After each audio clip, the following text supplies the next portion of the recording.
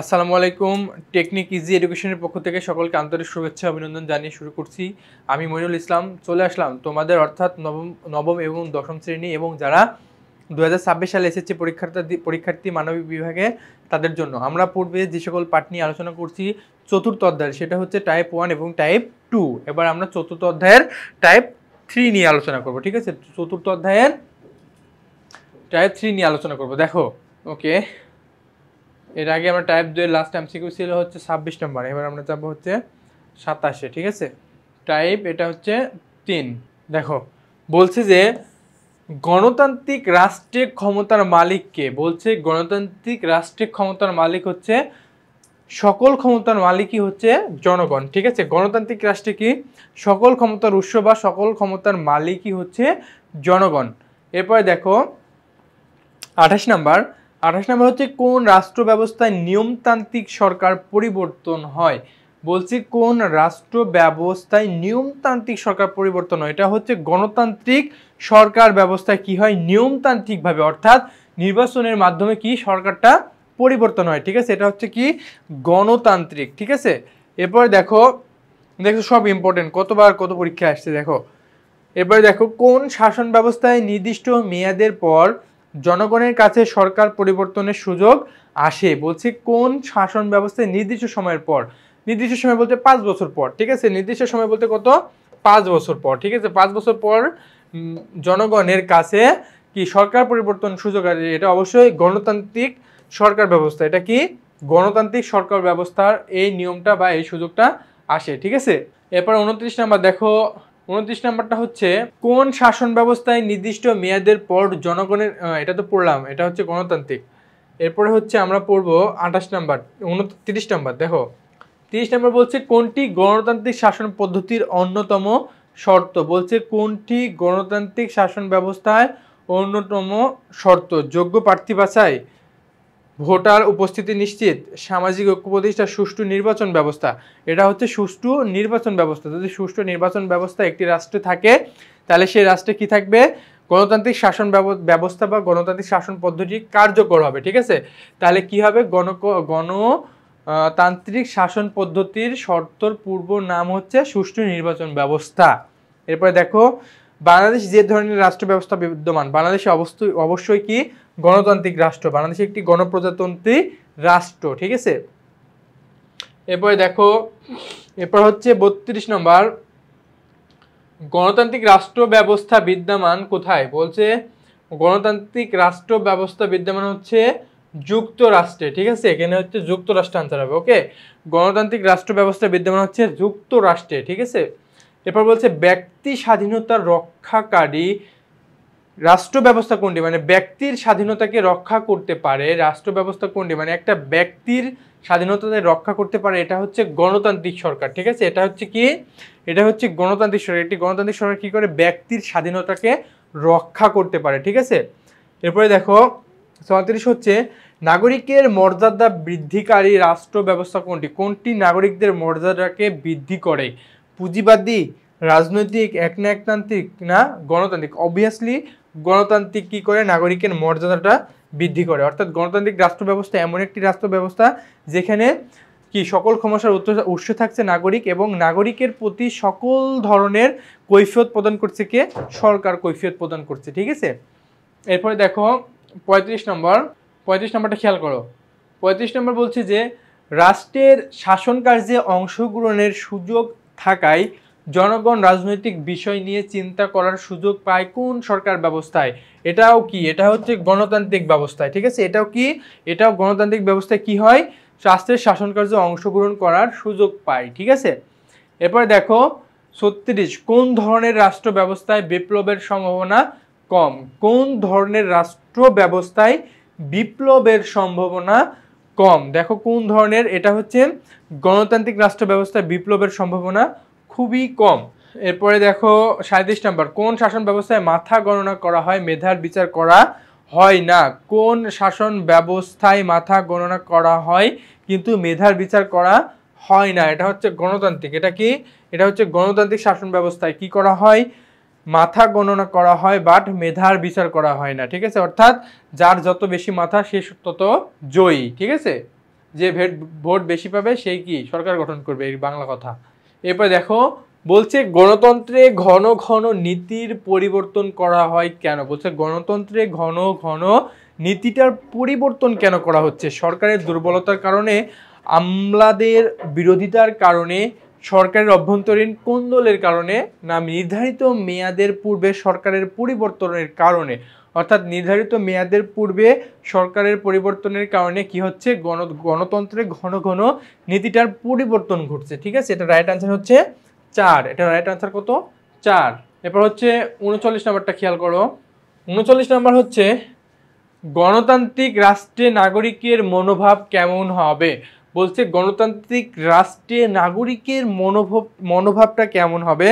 সংকীর্ণ, প্রতিহিংসা পরায়ণ, পরমত সহিংসু না একনিষ্ঠ? সংকীর্ণ মানে ছোট হচ্ছে না, প্রতিহিংসা হচ্ছে না, একনিষ্ঠ হচ্ছে না, পরমত সহিংসু অর্থাৎ অন্যের মতামতকে শ্রদ্ধা জানানো, এটা হচ্ছে পরমত সহিংসুতা। অর্থাৎ গণতন্ত্র রাষ্ট্রে এটা অবশ্যই কার্যকর থাকবে। ঠিক আছে, গণতন্ত্রের অন্যতম শর্ত কোনটি? গণতন্ত্রের অন্যতম শর্ত হচ্ছে নির্বাচন ছাড়া কখনো গণতন্ত্র সংগঠিত হতে পারে না। অর্থাৎ নির্বাচনের অপর নাম বা নির্বাচনের অপর শর্তর নাম হচ্ছে কি? গণতন্ত্র, বা গণতন্ত্রের অপর নাম হচ্ছে নির্বাচন। ঠিক আছে, রাইট আনসার হচ্ছে ঘ। এরপরে দেখো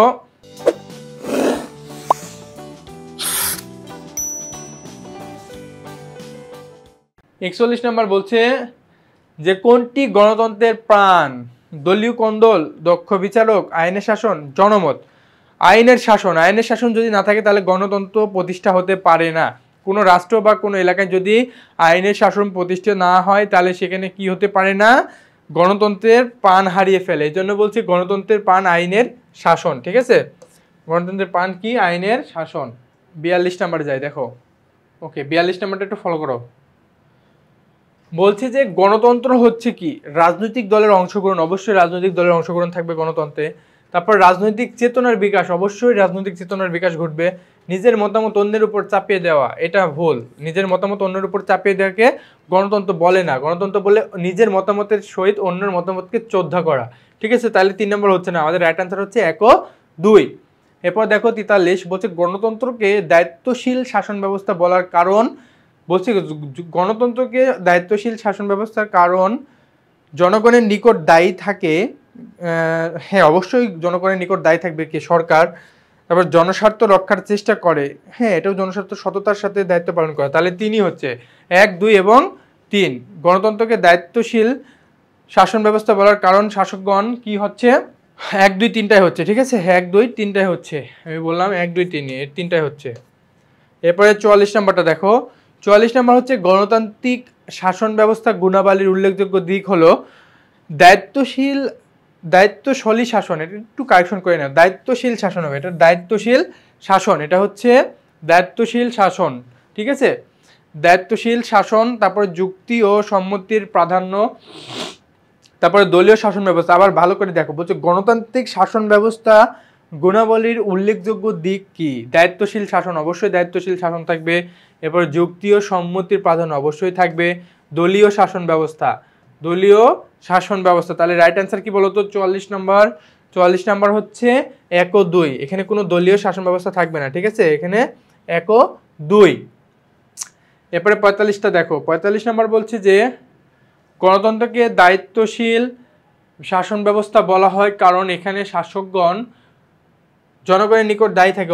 অবশ্যই জনগণ কার কাছে দায়বদ্ধ বলতো? জনগণ হচ্ছে কি? গণতন্ত্র শাসন ব্যবস্থা বলে কারণ এখানে শাসকগণ অর্থাৎ সরকার জনগণের নিকট দায়ী থাকবে, জনস্বার্থ রক্ষার চেষ্টা করবে, অবশ্যই জনস্বার্থ রক্ষার চেষ্টা করবে, বিরোধী মতামতকে গুরুত্ব দিবে, এটাও ঠিক, বিরোধী মতামতকেই গুরুত্ব দিবে, মাস্ট বি। তাহলে আনসার হচ্ছে 1, 2 এবং 3, 3টাই। ঠিক আছে, এরপরে 46 নম্বর দেখো। গণতন্ত্রকে কার্যকর করার উপায় হলো স্বেচ্ছাচারী মনোভাব পোষণ করা না। স্বেচ্ছাচারী মনোভাব পোষণ করলে কখনো গণতন্ত্র কার্যকর হতে পারে না। তাহলে আমরা 1 নম্বর এটাই ভুল পাইলাম।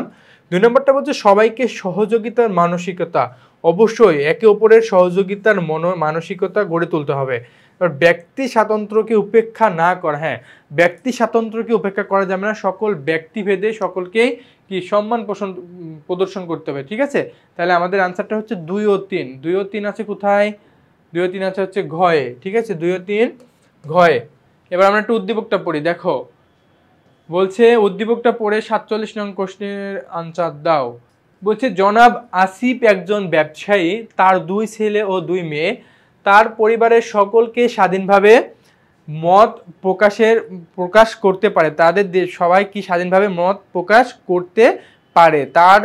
তারা ছেলে মেয়ে ভেদাভেদ না করে পরিবারের কাজে অংশগ্রহণ করে, ফলে সমাজ তাদের মর্যাদা বৃদ্ধি পায়। সমাজে তাদের কি হয়? মর্যাদাটা বৃদ্ধি পায়। এখন প্রশ্ন হইতেছে যে জনাব আসিফের পরিবারে কোন রাষ্ট্র ব্যবস্থার প্রতিফলন ঘটেছে? সমাজে কোন ধরনের রাষ্ট্র প্রতিফলন ঘটেছে? গণতান্ত্রিক রাষ্ট্রের প্রতিফলন ঘটেছে, ঠিক আছে। কেন বলতো?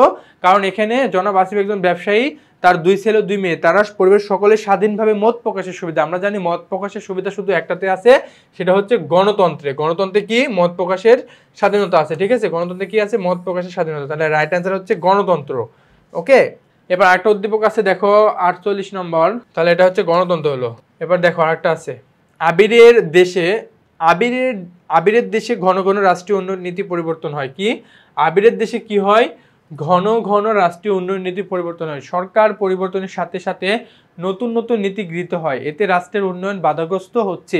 আবিরের দেশে কোন রাজনৈতিক ব্যবস্থা ফুটে উঠেছে? দেখো আবিরের দেশে কোন রাষ্ট্র ব্যবস্থা ফুটে উঠেছে? একনায়কতন্ত্র। কারণ আমরা জানি গণতন্ত্র, কারণ গণতন্ত্র এমন একটি শাসন ব্যবস্থা যেখানে ঘন ঘন শাসক পরিবর্তন হবে এবং এটা নির্দিষ্ট কারণ, অর্থাৎ 5 বছর পর পরও শাসক গোষ্ঠী পরিবর্তন হতে পারে, ঠিক আছে। এরপরে দেখি আর আছে কি না। ওকে, আমাদের টাইপ 2 শেষ।